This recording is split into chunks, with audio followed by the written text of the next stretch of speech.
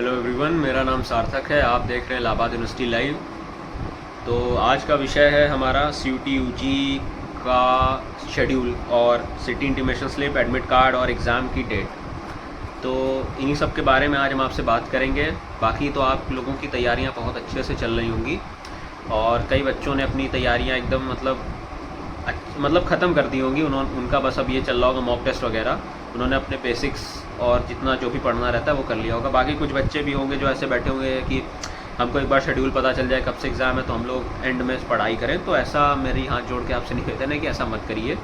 आप अपना पढ़ाई करते रहिए। सिलेबस NTA ने दे ही दिया है, आपको पता ही है कि क्या आना है। आपको वही 12th के NCERT से आप पढ़िए और कि सोचिए मत। अगर आप सोच रहे हैं कि मेरा सब पढ़ा हुआ है तो आप एटलीस्ट मॉक लगाइए। आपको पता होना चाहिए कि मॉक्स कैसे आते हैं, कैसा पैटर्न है CUT का, किस टाइप के क्वेश्चंस आते हैं। तो आप मॉक की प्रैक्टिस करिए। खाली मत बैठिए, मत सोचिए कि तब मेरा शेड्यूल आएगा तो मैं तब तैयारियां अपनी स्टार्ट करूँगा। तो अभी तक तो NTA ने कोई अपना नोटिफिकेशन नहीं बताया है कि कब तक शेड्यूल आएगा। कोई भी नोटिफिकेशन नहीं आया उनकी तरफ से।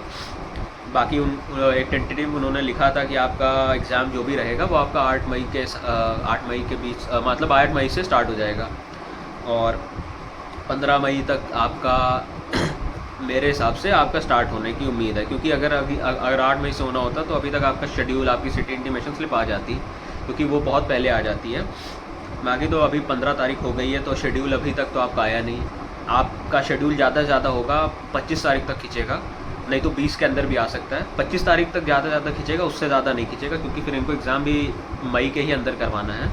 तो आपका शेड्यूल मान के चलिए आपका 20 से 25 तारीख के बीच में, नहीं तो अभी 15 से 20 के बीच में भी आ सकता है। फिर आपका सिटी इंटीमेशन स्लिप आएगी शेड्यूल के बाद। यह पैटर्न रहता है कि पहले आपका क्या क्या आता है।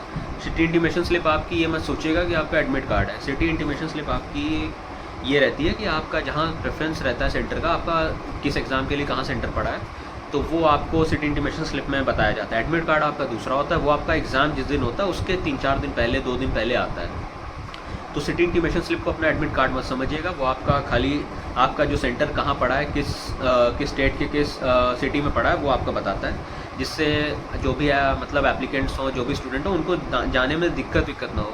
वो अपना पहले से मैनेज कर लें, उनको पता हो कि वो मतलब उनका सेंटर कहाँ पड़ा है।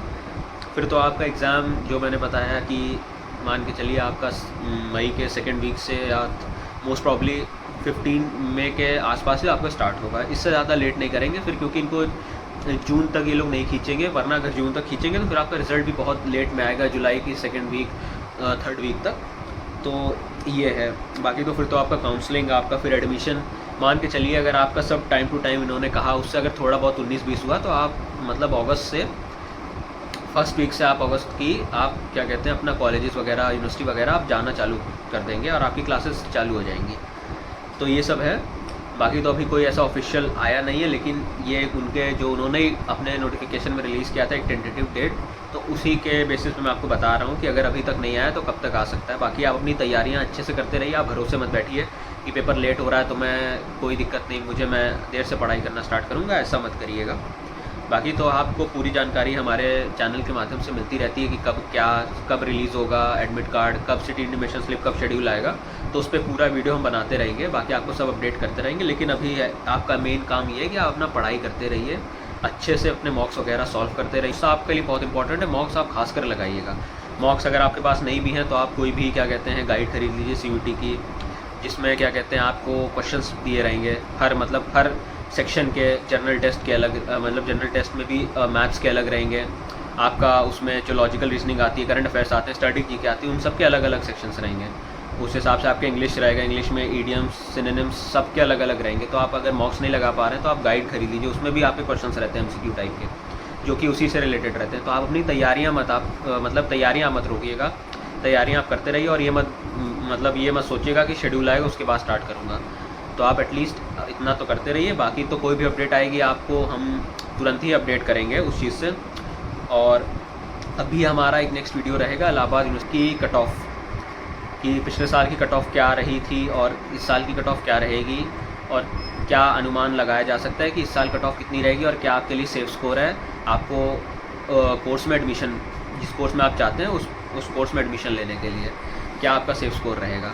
तो उन सब के बारे में एक डिटेल में वीडियो इलाहाबाद यूनिवर्सिटी लाइव पर हम लोग बनाएंगे और उसमें इलाहाबाद यूनिवर्सिटी पर हम आपको बताएंगे कि क्या कट ऑफ वगैरह रहता है।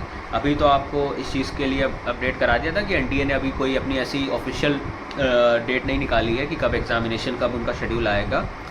तो हम उन्हीं के हिसाब से एक आपको बता रहे हैं कि आपका अनुमान लगाया जा सकता है कि कब से कब तक हो सकता है। बाकी तो अपनी तैयारियां करते रहिए। आपसे मिलते हैं अगली वीडियो में।